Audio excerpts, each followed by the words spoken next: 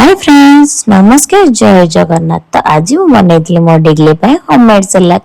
मो डिग्ली को बाहर पैकेज सलाद देने सब होममेड सलाद बन तो से मुझे सनफ्लावर सीड बादाम मखाना मखाना क्वांटिटी अधिक रखी नहीं काजू आ पंपकिन सीड सब वन बाउल केवल मखाना 2 बाउल नहीं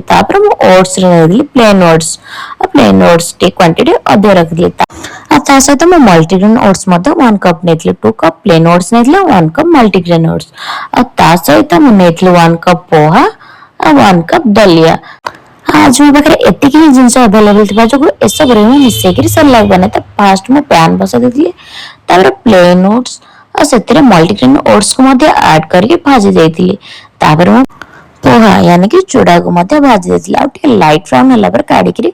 दलिया को भल भाव भाजी देती सब गुड़ भल भाव भाजी देला